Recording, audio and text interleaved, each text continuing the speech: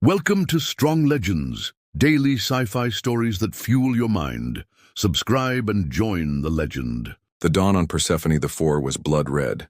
Twin suns, dimmed by the planet's perpetual smog, cast an eerie glow over the industrial sprawl, turning smokestacks into black sentinels against a searing sky. Far below, in the vast basalt plaza of Ashford District, a crowd had gathered. Miners in soot-stained overalls, corporate clerks in rumpled uniforms, even a handful of imperial administrators, each drawn by a mixture of duty, curiosity, and dread. At the plaza's center loomed the gallows, 3 galling iron frames etched with the imperial crest, their ropes swaying gently in the acrid wind. Bound to each was a woman of renown across human space, Lysandra Vale, the silver-tongued orator who had dared to speak of freedom in Senate halls, Dr. Mara Thorne, the biochemist whose clandestine synth virus could incapacitate imperial troops, and Senator Elena Coe, whose leadership had united dozens of dissident colonies. Their hands, manacled above their heads, were already numb with strain. A hush fell as Governor Oberon paced onto the dais, his crimson cloak trailing behind him. His polished boots clicked on the metal grating. The governor's expression was cold, practiced, yet beneath the veneer, a flicker of unease betrayed his conscience. He spoke into the public vox. By decree of His Excellency, the Supreme Chancellor, these traitors have been found guilty of treason against the Galactic Empire. Let their fate serve as a warning. Defiance will not be tolerated. He raised the ceremonial sword high. At his signal, the executioner, an armored figure known only as the Carrion, stepped forward. The crowd inhaled as one. Lysandra Vale tilted her head, eyes blazing emerald. "You can hang our bodies, Governor," she called up, her voice carrying over the silence. "But the ideas we fostered will never die." A murmur rippled through the crowd. Even the miners, hardened by years of backbreaking work, felt a tremor of sympathy. Dr. Thorne laughed softly, a sound like shattering glass. "Your chains can bind our limbs, but not our minds." Senator Coe's gaze swept the spectators, and for a moment the plaza felt suspended in time. Then the Carrion's blade fell. 3 heads dropped in swift succession, spouts of dark crimson blossoming against the metal grates. The crowd recoiled, some vomited, others wept. But the 3 final gasps, each a defiant curse, echoed across the assembly. Freedom endures. Always. A single drop of blood ran down Governor Oberon's polished boot. He hesitated, then turned away. Technicians immediately sealed the platform, and within minutes the bodies were carted off for imperial disposal. Among the crowd, a young miner named Cal Redding clenched his fists so tightly that his knuckles cracked. He had come expecting spectacle, perhaps a reminder of the Empire's mercy, but instead felt rage ignite in his chest. Beside him, an elderly maintenance woman dabbed tears with a grease-stained cloth. "They were our last hope," she whispered, voice shaking. "What will become of us now?" Across the plaza, an Imperial Guard, Private Kira Salas, watched with conflicted eyes. She had volunteered for service to escape a dying colony, but this was not what she'd signed up for. The executions felt wrong. When Governor Oberon disappeared into the administrative tower, Kira slipped away from her post, her armor clanking softly. She doubted the Empire's justice, but feared the consequences of opposing it. Half an hour later, the plaza was deserted. Smoke still curled from the execution scaffold. The air tasted of ash and finality. Cal Redding lingered, staring at the spot where the gallows had stood. In his pocket, he felt the smooth edges of a hidden comm chip. He tapped it once, twice, thrice. A holographic face flickered to life. Commander Mara Vance, voice urgent. "Cal, they hanged them this morning?" "They did." His voice was tight with anger. "Then there's no time to waste. Report to Docking Bay 29 on Level 7. Bring everyone you can recruit. We fight tonight." Cal swallowed hard, the enormity of the moment weighing on him. He pictured the 3 women, brilliant, unbroken souls now gone, their blood soaking into Persephone's unforgiving stone. He thought of his family, his friends, and the countless others who suffered under the Empire's yoke. The embers of rebellion glowed within him, and he exhaled in a steady breath. "Understood," he said. "I'll be there." He pocketed the comm chip and strode toward the docking bay, each footstep echoing a promise of vengeance. As the red light of Persephone's sky deepened into twilight, the first sparks of humanity's uprising flickered to life. The Empire may have believed it had silenced 3 voices, but in hanging those women it had unleashed a war that could not be contained. Nightfall on New Haven Station brought no peace, only the hiss of coolant lines and the distant drone of freighter traffic. In Docking Bay 17, Colonel Mara Vance moved with quiet purpose among a ragtag assembly of recruits, ex-corporate Marines, hefting ion rifles, former miners in patched overalls, and renegade pilots polishing the hulls of battered gunships. Their eyes, hardened by years of marginalized living under Imperial rule, now gleamed with determination. Mara stood atop a service crate, the glow of overhead lamps casting her angular silhouette in stark relief. She addressed the crowd in a voice both calm and electric. "The women we lost on Persephone gave their lives for one truth. The Empire fears our unity more than any alien armada," she declared. "Tonight, we strike back.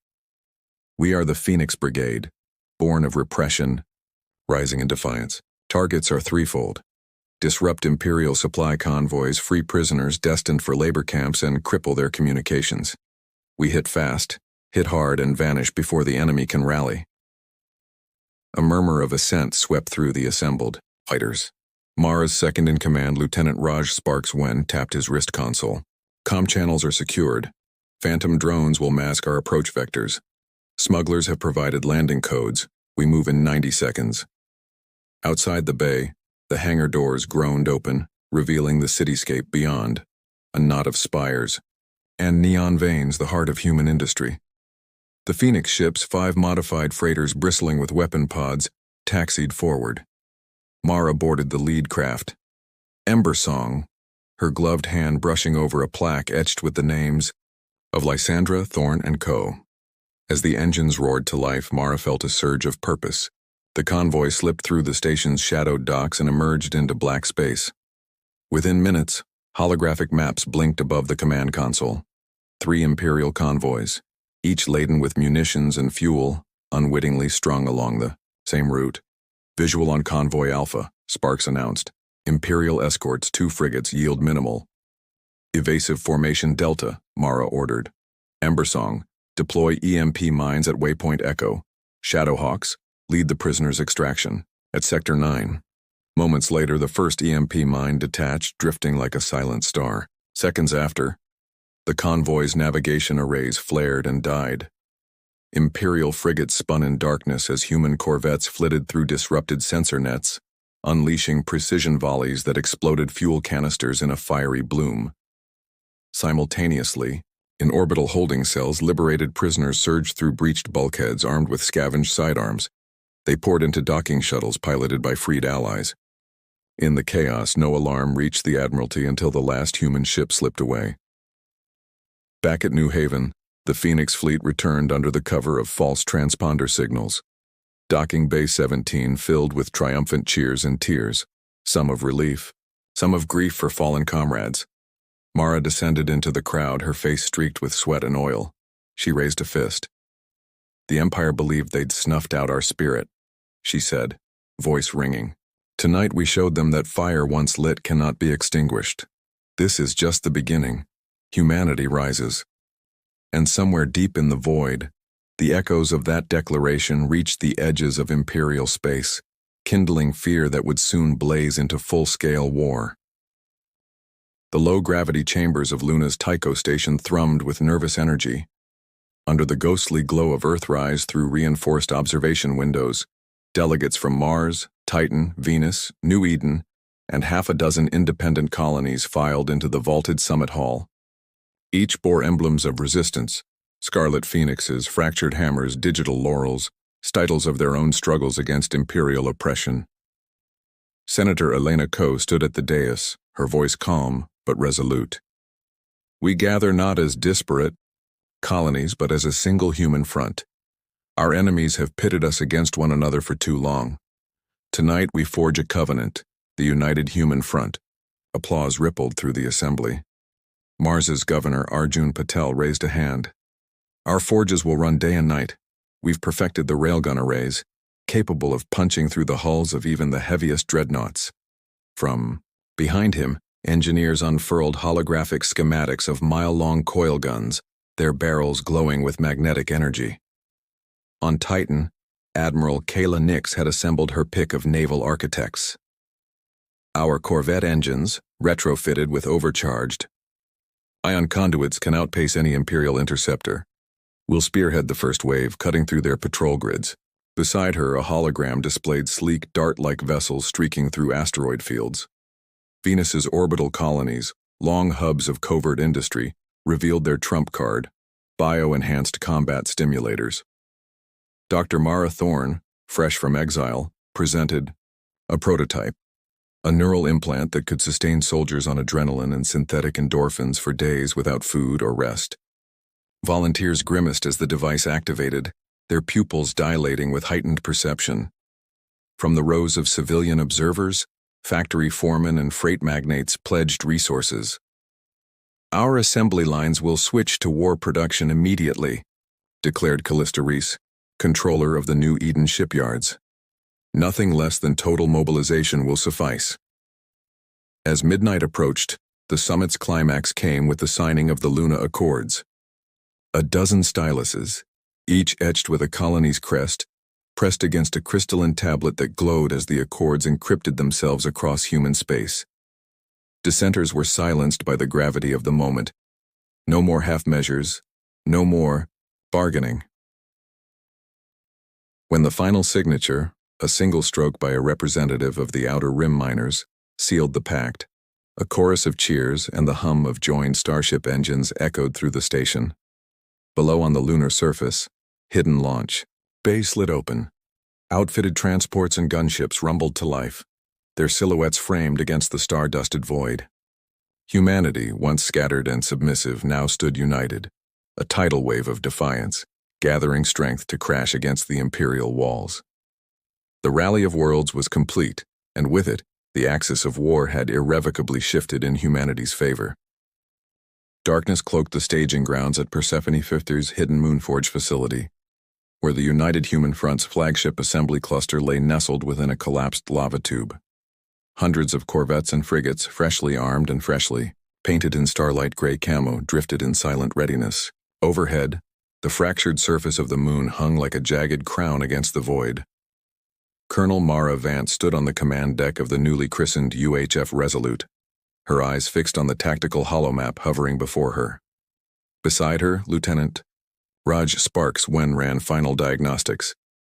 "Fleet is green all around, Commander," he reported. "Jamming arrays are online, and the Phantom drones are in position. We go loud in 3, 2, 1. With that, every human warship in the tube powered to full pulse. They slipped through the pressure seals and into space, emerging as a ragged yet determined swarm. The mission, Operation Scorched Sky, to deliver the first decisive blow against the Empire's Alpha Centauri command hub, a heavily fortified station that coordinated patrols, supply convoys, and planetary occupations throughout the sector. The UHF fleet divided into 3 assault wings: Hammerfall, escort carriers, carrying squadrons of agile Shadowhawk fighters; Iron Tempest battle groups, frigates bristling with ion cannons and missile pods; Silent Dagger, stealth corvettes, tasked with implanting quantum jammers on the hub's power conduits. As the convoy approached the outer defense perimeter, human stealth corvettes slipped past sensor buoys under the cover of electromagnetic ghosting. Their nimble crews deployed the first quantum jammers, blackening the command hub's shield generators with cascading power surges. Alarm klaxons blared across the station. Imperial dreadnoughts and cruiser escorts scrambled to intercept, but found themselves blind and disoriented. At Mara's command, the Hammerfall's Shadowhawks burst forth in coordinated strikes, darting between turret arcs to unleash missile volleys against gun batteries. Simultaneously, Iron Tempest frigates advanced in precision formations, launching EMP warheads that detonated in the hub's command rings. Lights flickered, bulkheads groaned, and the once impenetrable station shuddered. Beams of focused ion fire carved molten channels through the armor plating, sacrificing speed for devastating punch. On board the Resolute, Mara barked orders. All units, push to Phase 2, disable communications, cut off their reinforcements. Sparks keyed his console. A pulse wave rippled outward, frying data cores and rendering the hub deaf to outside calls. With time slipping away, Mara led a volunteer squad, Cal Redding among them, in boarding shuttles toward the breached airlock. They rappelled onto the external hull, sowing thermite charges at key structural joints. Below, Imperial Marines scrambled in powered armor but were met by insurrectionist zeal. Human defenders fought tooth and nail in twisting corridors, melee weapons sparking against alloy plating. Within 90 minutes of engagement, the hub's command matrix collapsed in a series of firestorms. Holographic projections fizzled to black and the station's war peaks lost power. One by one, Imperial vessels in orbit went dark or dropped weapons. Back in the frigate bay, Mara watched as the last cruiser signaled a white flag. Her voice, hoarse but triumphant, carried over the comm. Alpha Centauri command hub is ours. May the fires we light here blaze across the galaxy. Far across human-controlled systems, transmissions of the hub's fall ignited celebrations and grim resolve. The first strike had shattered the illusion of Imperial invincibility. But as the Resolute slipped away under escort, the cost was clear. Dozens of UHF fighters lay wrecked among the stars, and hundreds of brave souls would never see home again. Humanity's war had truly begun. But for the first time, they had seized the momentum. The Phoenix had scorched the sky, and now the galaxy trembled at the promise of their righteous fury. A crimson haze tinted the void above Persephone IV as the Leviathan-class planet destroyer Acheron broke orbit. Longer than 2 football fields and bristling with superlaser turrets, her hull gleamed like a blooded blade. Across the UHF command platform, battle stations blared urgent warnings. Acheron's targeting arrays had locked on every major human colony in the system. Below, civilians streamed into storm shelters. Above, the Resolute and its escort frigates maneuvered desperately to buy time. Colonel Mara Vance watched the planet killer drift into alignment, her jaw set. "This ends tonight," she whispered, steeling herself for the deadliest mission of her life. In the shadow of Acheron's flank, Mara assembled her strike team. Cal Redding clutching a charge of hyperconcussive thermite, Lieutenant Sparks, primed with an EM scalpel rifle, and 2 veteran boarding specialists, Sergeant Liao and Corporal Reyes, whose steady hands had turned the tide in countless skirmishes. A pair of stealth pods fell from the Resolute's belly like silent vultures. As the pods latched onto Acheron's hull, Mara checked her comm link. "Remember, disrupt the reactor, trigger the cascade, then fall back in 60 seconds.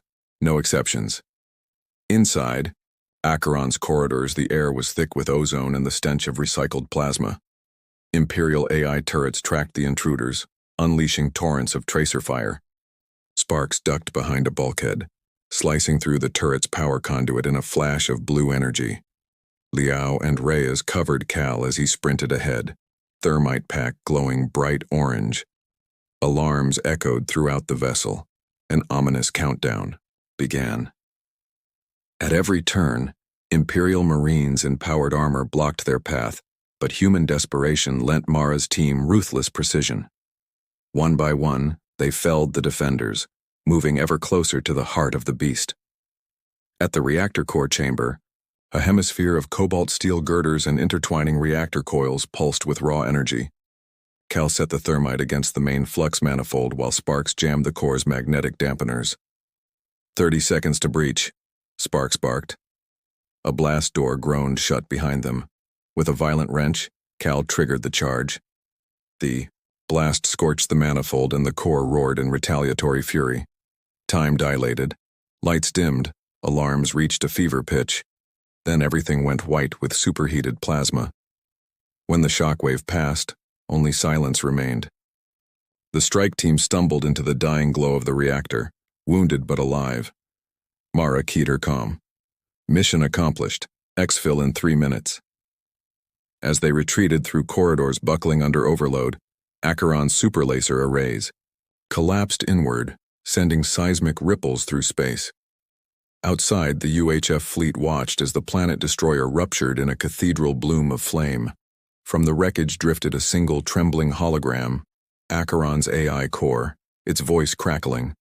"We surrender unconditionally." Across human space, the news spread in an instant. The Empire's mightiest weapon had fallen, and with it, the morale of its fleets. Star systems once shackled by fear rose in jubilation. Yet even in victory, humanity bore fresh scars, countless. Lives lost, worlds scarred by war, and the knowledge that the galaxy would never forget the price of freedom. On the scorched plains of Persephone IV, survivors gathered beneath the blood-stained sky, forging new bonds in the crucible of conflict. As dawn's pale light pierced through ash-choked clouds, Colonel Vance looked toward the horizon. The war was over. But the true task had only just begun. To build a future worthy of the sacrifice made, and to ensure that never again would the voices of the innocent hang unanswered in the void.